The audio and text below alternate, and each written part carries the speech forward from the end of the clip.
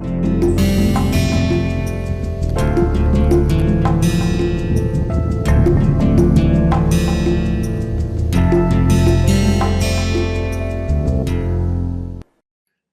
and welcome to another lecture session of Introduction to Astrophysical Fluid. In this lecture, we mainly discuss the response of a compressible fluid to a very weak external perturbation. So for that, first we will remember what happens if we perturb a particle, in the framework of Newtonian mechanics. So if the particle is perturbed very weakly with respect to some stable equilibrium state, then the particle actually performs a harmonic oscillator, with its mean position of equilibrium, with respect to its mean position of equilibrium or position of equilibrium, whatever. And if the particle is perturbed very weakly with respect to some unstable equilibrium state, then the particle moves in such a way that it always goes farther from its original equilibrium position. Analogous things can be expected here as well. For a fluid, if the fluid is somehow at some stable initial state and then some weak perturbation is is performed or is carried out on it, then we can see a linear wave mode. So linear wave mode, if you think, this is nothing but a generalization of this type of oscillatory motion which propagates in space and time. And if the fluid is perturbed with respect to some unstable initial state, then what we get is known as the linear instability. We will come to these two things in more detail when we will talk about the wave modes and instabilities in a general framework. Now for the time being, we just discuss what happens or how a polytropic fluid responds to a very weak perturbation. And so then let's start with the very basic polytropic equations. So first one is of course the well-known continuity equation, del rho del t plus divergence of rho v is equal to 0.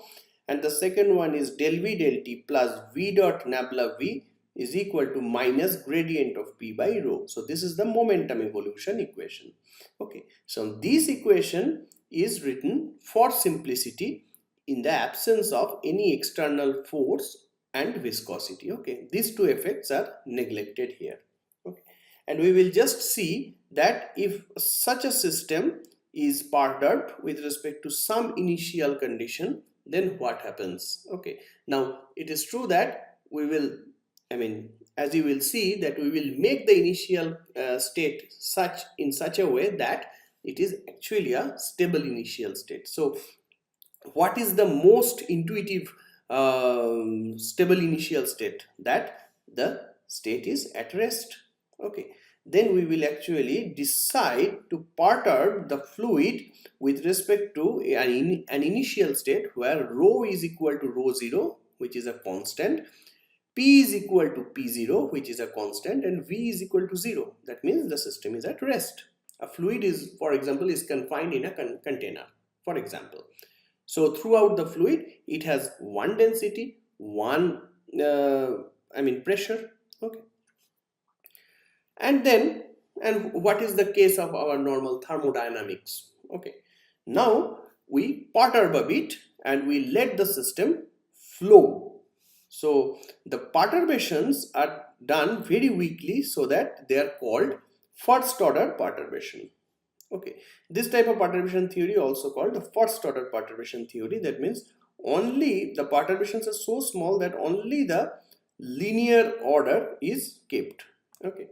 Now we just call the equilibrium quantities with index 0 and the perturbed quantities with index 1. So equilibrium quantities were all constants, and for V it was not only constant, it was actually 0. For pressure and density, the perturbed quantities are P1 and rho 1. Both are functions of R, space and time. And for V, the non-zero part comes due to its perturbation, which is V1, which is a function of R and T as well. Okay, this is the space part, this is the time part. Okay. Now if we like perturb the system in this way, then the continuity equation should look like this. The total fields are now decomposed into its equilibrium value plus some fluctuation. Then you will have del t of rho 0 plus rho 1 plus divergence of rho 0 plus rho 1 times v1 is equal to 0. There is no v0, v0 is already 0. Okay, and now we just say that I mean, what happens for, if you just think that what happens for zeroth order case? Zeroth order case, v is 0. So what was the continuity equation for equilibrium? It was simply del rho 0 del t is equal to 0, because the other term is 0, because v0 is 0. Okay, so we can use this one in this equation.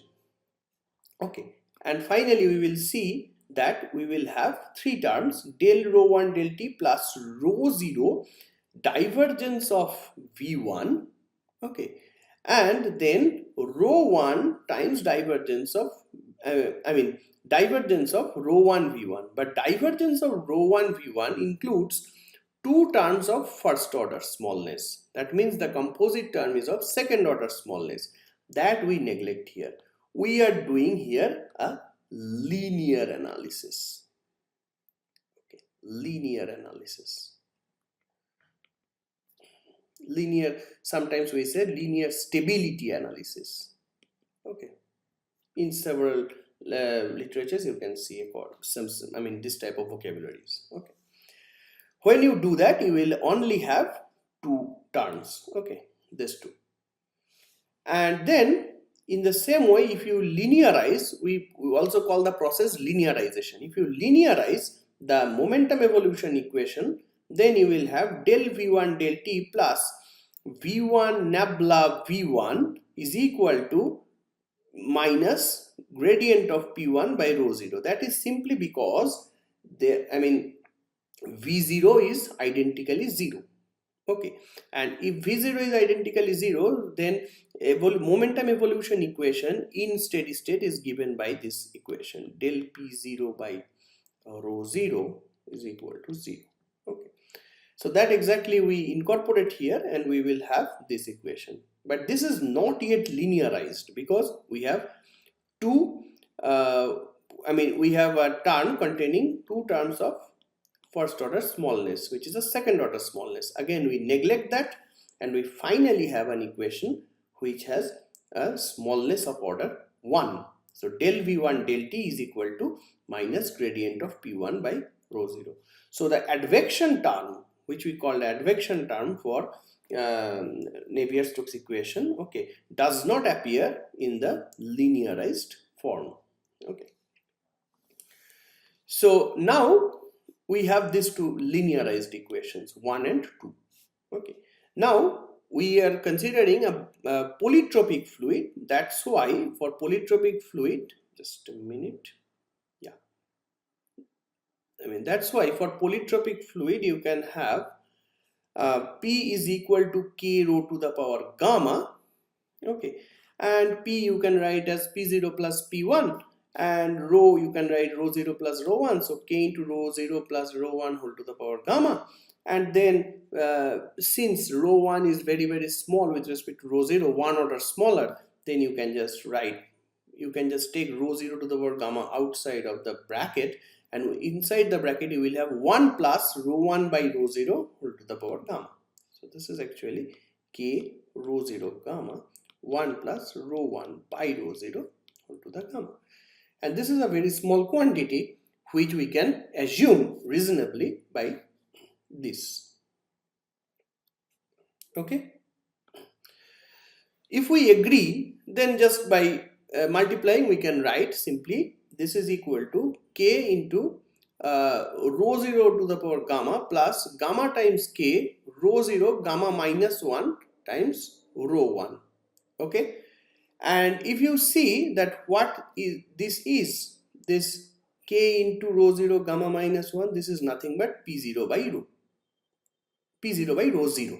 Okay, so finally your thing will come up, P0 plus P1 will be equal to P0, because P0 is given by K into rho 0 to the power gamma plus gamma times P0 by rho 0 times rho 1.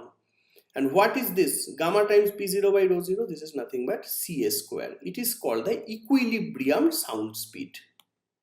Equilibrium sound speed. Okay.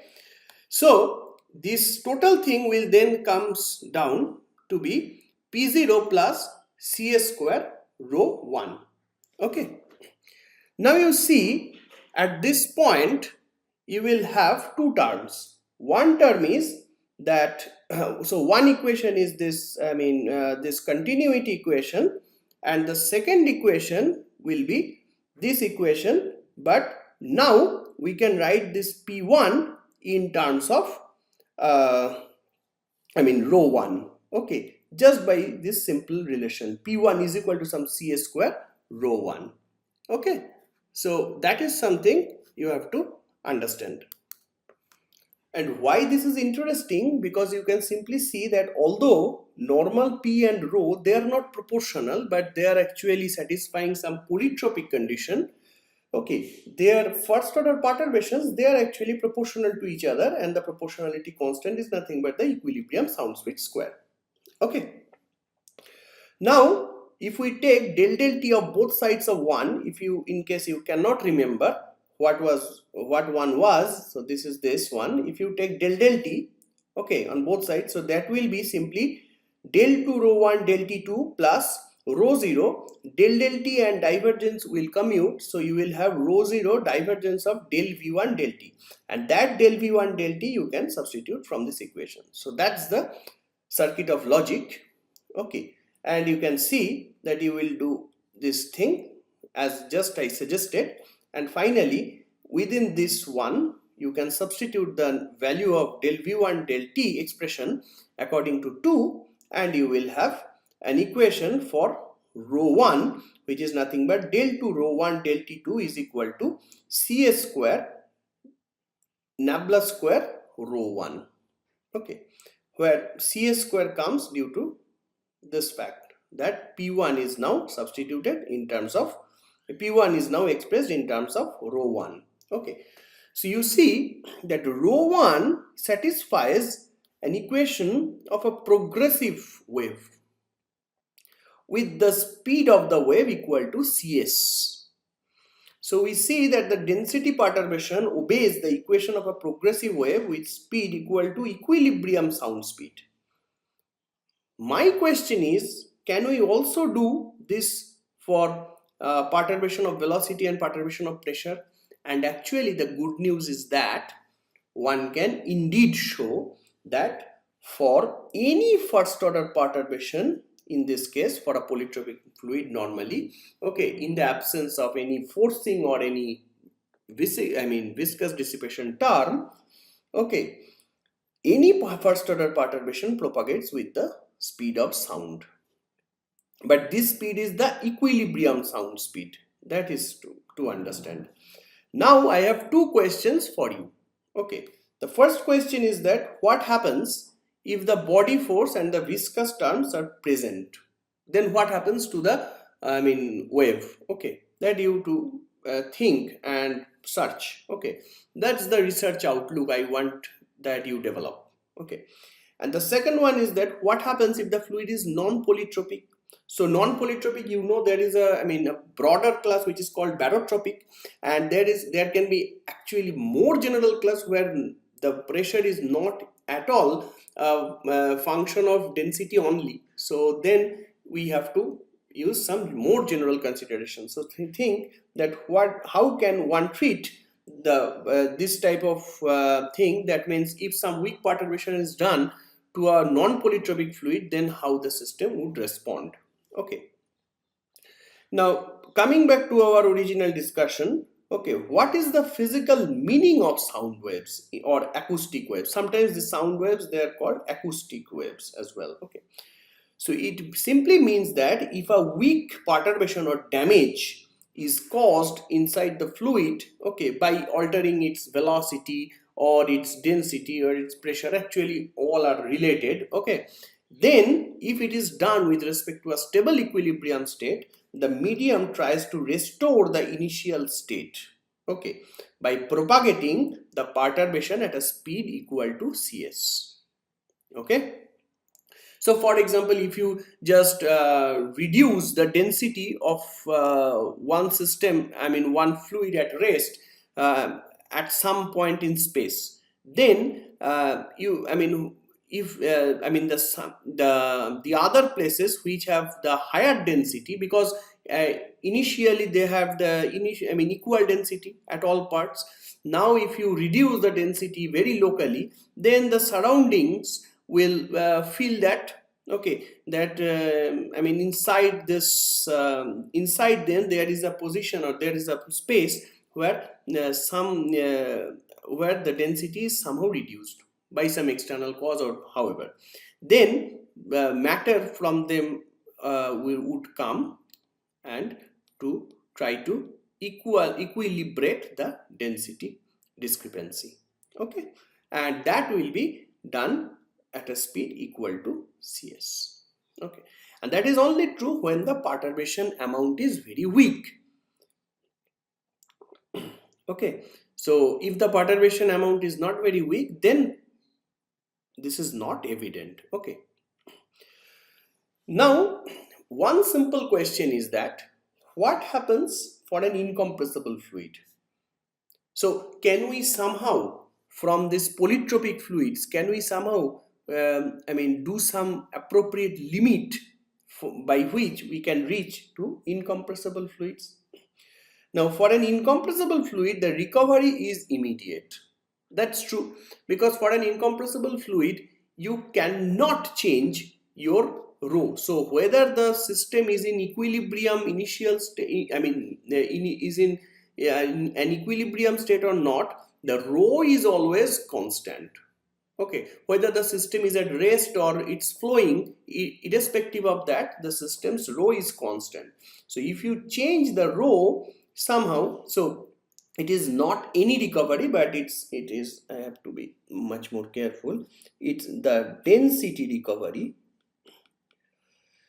is immediate.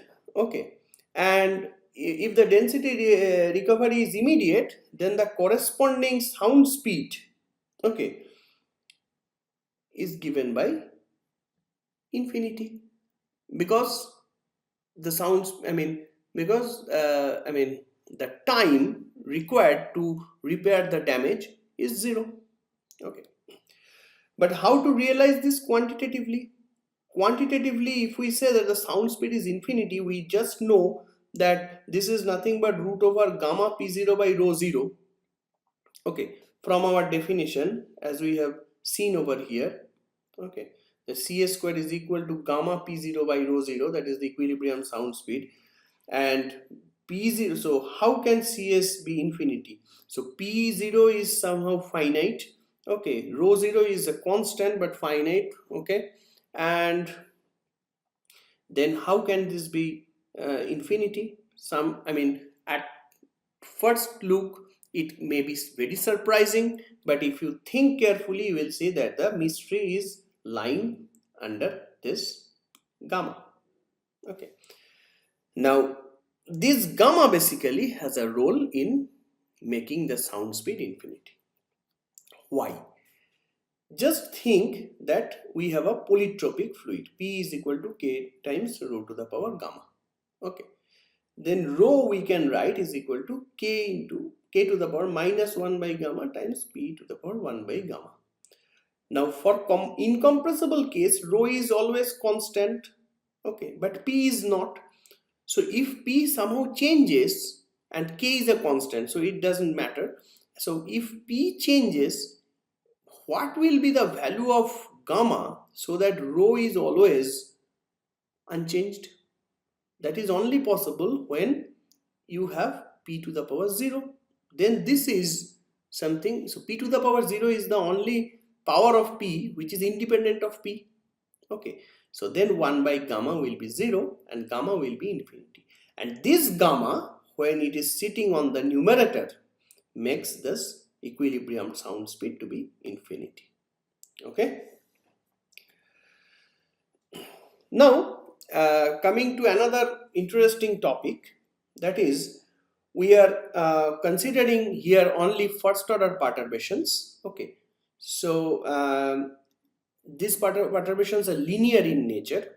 I mean, that we just saw. Okay, that in the equation there are no nonlinear terms. Okay, and for that, then the superposition principle holds good, and that's why we all know that any arbitrary perturbation can be decomposed in terms of Fourier components like any other linear function. And for any typical one mode of Fourier, any typical one Fourier mode where we are talking about one single k, okay, then what happens? We can write the perturbation like a plane wave solution with some amplitude rho 10 times exponential I times kr minus omega t, k dot r minus omega t.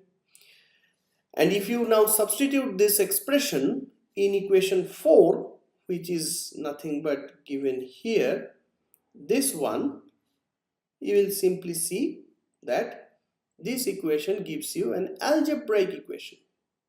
So a differential equation is reduced to an algebraic equation, which is nothing but omega square is equal to cs square k square. This type of relation where omega and the frequency of the wave and the wave vector, okay, I mean it's actually wave number. When this is in vectorial form, this is the wave vector. Here this is a k is the wave number. So the relation between algebraic relation between omega and k, okay, this is called the dispersion relation. I mean, it is true that in complicated cases there may not be algebraic relations, that can be a transcendental relation somehow, sometimes. Okay, it is possible. Now if we have this type of relation, then what happens? Then the phase velocity, which is nothing but the ratio of omega by k. So these vocabularies I expect that you have heard, because I mean I expect that all of you have physics background. So phase velocity is nothing but just the velocity, I mean the frequency by the wave number, okay, for a given mode. So this is, for this case, sound wave is nothing but cs, and groove velocity, this is for 1D case, okay, it is simply d omega dk, and that is also in this case cs. Okay, this is not always true for any arbitrary wave mode. Okay, because for arbitrary wave mode the dispersion relation can be much more complicated than this. Now for very simple case, here we have both the phase velocity and the group velocity, they are equal. Okay, now since sound waves, okay, of different frequencies propagate with different with the same speed, now you see that finally the speed of the sound, okay, does not depend on frequency. Okay, because I mean if omega is a different omega, then k will be different to make cs constant. Okay, this is a constant, and this is the nothing but the equilibrium sound speed. So that's why we say that sound wave is such a wave for which the phase speed, okay, does not depend on the frequency of the wave. Okay, and that's why this wave is known as the non-dispersive wave. Okay, that means the dispersion does not take place. What happens, for example, in a prism, when you have for different colors, okay, you have different velocities of light. Okay, and then what happens, that I mean for different wavelengths you have different velocities, then you have dispersion in a prism, so you can see the colors splitted. Okay, here for sound wave, okay, that cannot split because of this relation. Okay. So this type of wave is called a non-dispersive wave. Okay, now it is also true that this non-dispersive effect only comes because we now just try to connect with my previous question. Okay, that what will happen if we consider the forcing and the viscous dissipation into effect. Okay, maybe the dispersion relation is not the same. Okay, maybe the wave is no longer dispersive, this type of thing. Another point about the sound wave or acoustic wave is that if we just add 2 and 3, equation 2 and 3, you will see del V del T is equal to minus CS square gradient of rho 1 by rho 0. In case you have forgotten what 2 and 3 they are, so 2 was this equation, and here just you replace this P1 by this equation, okay, and finally you use this equation, you use this equation, this expression for rho 1, of course, okay. So I mean not rho 1, but here you have to use for V1, okay. So so I have just written over here V, it is actually V1, but V1 all are same because that is the only non-zero component. And if you do the Fourier, if you just write this also in terms of its plane wave solution, okay, using the Fourier mode. So just that's what I said here, using Fourier decomposition we can show that V will be proportional to K, because this thing in the will be something, a vector which is directed along K vector, okay. That you can just do, just for here you have to use some V is equal to V0 e to the power minus, not minus according to our convention, K dot R minus omega t, okay. If you do that, and rho we know that is always rho 10 to the power I K R dot omega minus omega t. It's a small exercise. You will see that V will be simply proportional to, simply parallel to K vector, and that says that acoustic wave is a longitudinal wave, okay. Now coming back to the story of sound waves and the repairing of the damages by the sound wave, okay. What is rest now? Before going to that, let me introduce a number, okay, dimensionless number called the Mach number, which is the ratio of the fluid speed by the sound speed, okay. And for cases where this Mach number is less than 1, any perturbation can easily be repaired. And for Mach number greater than 1, such perturbations cannot be repaired easily. Why? Because when Mach number is less than 1, then the sound speed is much more efficient. So if, let's say, if at some point some density perturbation occurs, then the sound speed will repair it very fast, and after that the fluid will reach there, okay. So further flow will be there, okay.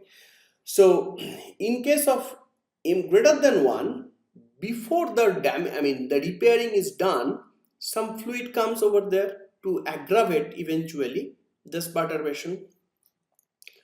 A very easy and simple example of that, let's say you are on a seashore and you are making some design, okay, or let's say due to the okay, let's say you have made some design, or you have written your name on the sand. Now the sea wave came, okay, and you see that your some part of your name was were damaged, okay. Now you immediately tried your best to repair those damaged part, but before you complete your work, if you are not fast enough, okay, the second wave came and it again made this your effort in vain.